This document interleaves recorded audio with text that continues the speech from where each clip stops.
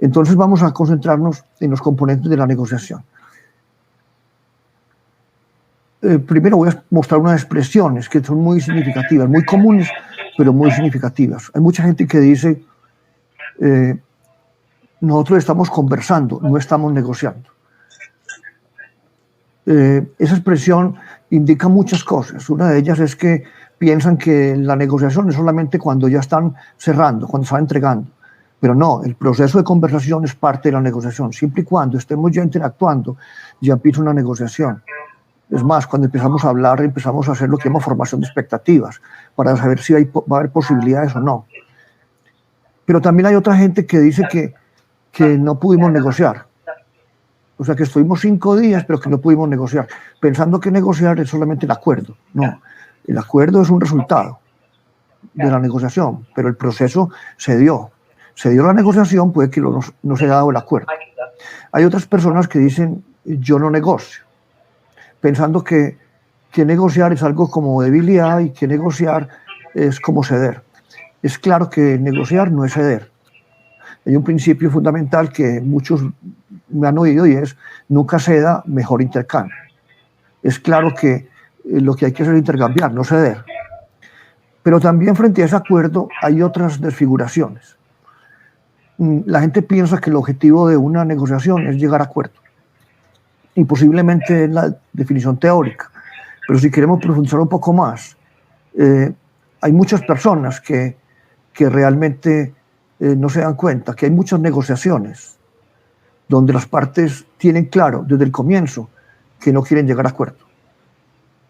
O sea, no quieren llegar a acuerdo. Entonces dice, pero ¿por qué está sentada esa persona conmigo 3 semanas y no quiere llegar a acuerdo? Tenía claro que el objetivo era no llegar a acuerdo. Pues está claro que hay muchos beneficios. La gente hace las cosas porque hay algún beneficio para hacerlas. ¿Qué beneficios puede tener? Si la negociación es pública y van a atender muchos medios de comunicación, pues es una maravillosa ventana, maravilloso micrófono para exponer ideas, o sea, proselitismo. Otra posibilidad es que se reúne conmigo 2 o 3 semanas para conocer más del negocio mío, seguramente para otro proyecto que tiene o para conocer la parte interna, lo que llama el inner game del sector. Otra persona puede estar negociando conmigo 3 semanas y tener claro que no va a llegar a acuerdo, es porque lo que quiere es negociar conmigo para no negociar con alguien más, para que yo no negocie con alguien más. O sea, el acuerdo es importante, está claro que el acuerdo es importante en la negociación. Si hablamos un poquito más técnicamente, las negociaciones tienen acuerdos que son de primer nivel y de segundo nivel. ¿Qué es un acuerdo de primer nivel? En lo que estamos de acuerdo. ¿Y qué es un acuerdo de segundo nivel? En lo que no estamos de acuerdo. Es decir, yo puedo decir, estamos de acuerdo en el punto 1 y el punto 2. Sí, correcto. Eso se llama acuerdo de primer nivel. Pero podemos también decir, no estamos de acuerdo ni en el asunto 3 ni el 4. Sí, correcto, no estamos de acuerdo en eso. Quiere decir que no estamos clarificando. Entonces, ¿en qué estamos de acuerdo y qué no estamos de acuerdo? Acuerdos de primer nivel y acuerdos de segundo nivel. Pero en esta introducción también quiero hacer énfasis en que muchas veces, muchísimas veces, el no necesariamente es negativo. O sea, el no puede ser positivo, puede que el mejor resultado haya sido no llegar a acuerdo. Usted puede decir, no llegamos a acuerdo y fue la mejor decisión. Debemos trabajar con un principio que es simple y es buen acuerdo o no acuerdo. Y en esta introducción también quiero mencionar, hay una cosa que se llama sesgo de acuerdo, que es muy grave. Las personas no se dan cuenta que existe lo que se llama el sesgo de acuerdo. ¿Qué es sesgo de acuerdo? Que la gente considera que no puede pararse de la mesa sin acuerdo. Y seguramente los jefes también tienen el mismo concepto, que no se puede parar sin acuerdo. Sobre todo cuando se ha recorrido 10.000 kilómetros para ir a negociar y no puede regresar sin acuerdo.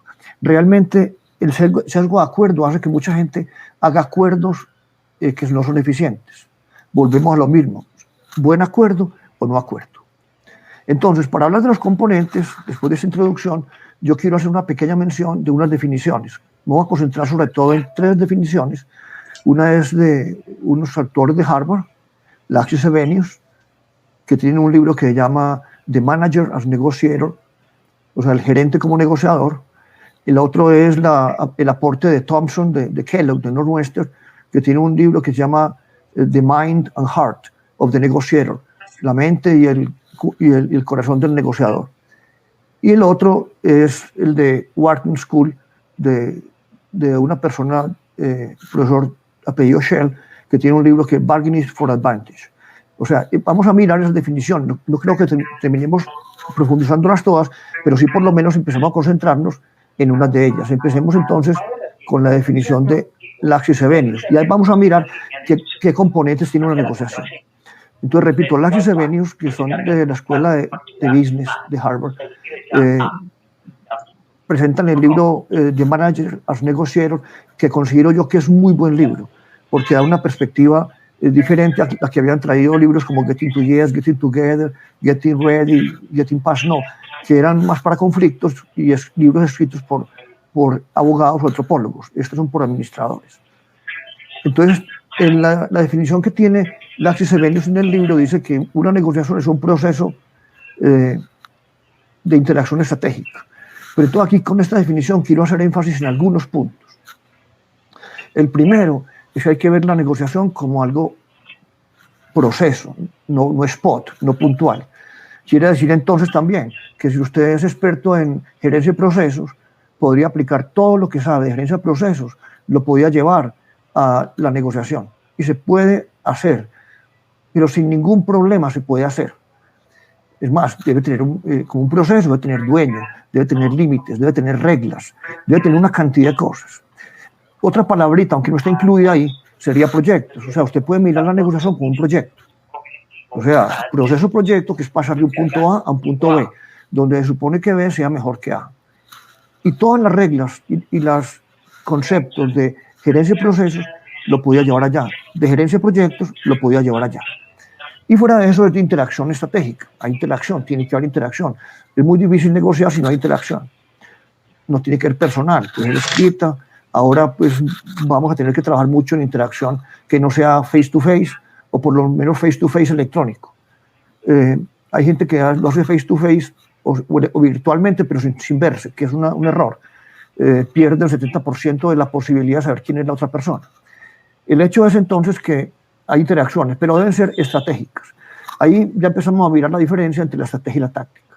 Hay mucha gente en el mundo que ve la negociación es como una técnica. Y en mi opinión quedan corticos. O sea, la negociación es estrategia, pura estrategia, que obviamente la estrategia tiene que estar apoyada en la táctica. Las batallas se ganan con tácticas y la guerra se gana con estrategia. O sea que necesitamos claramente entrar a tener estrategias apoyadas en tácticas.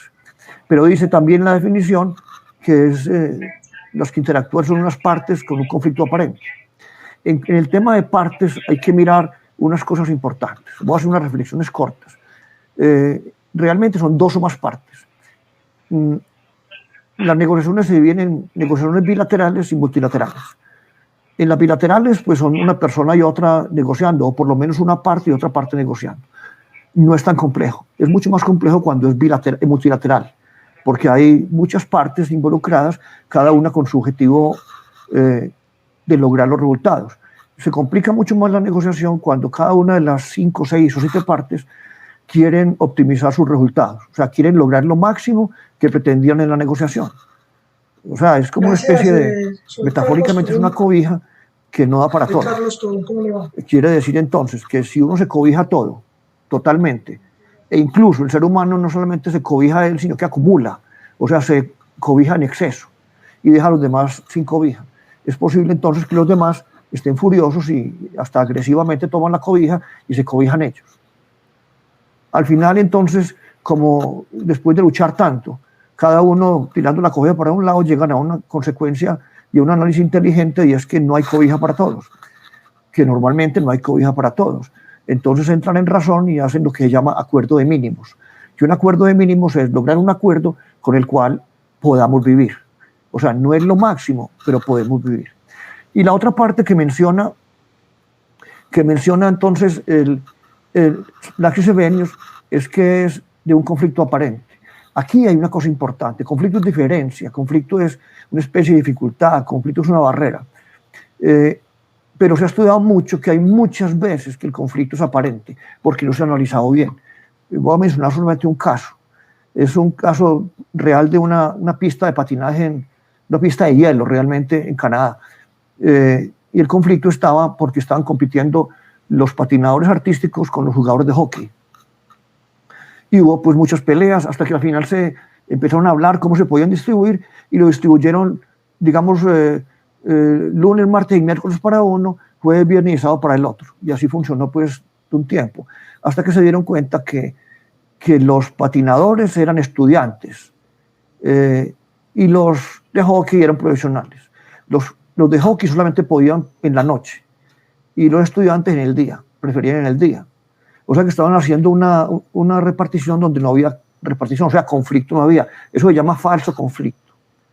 Pero también dice Laxus Sevenius que esa negociación es para lograr mejores resultados que los que se lograrían afuera. Entonces ahí hay que hacer una mención muy importante, muy importante.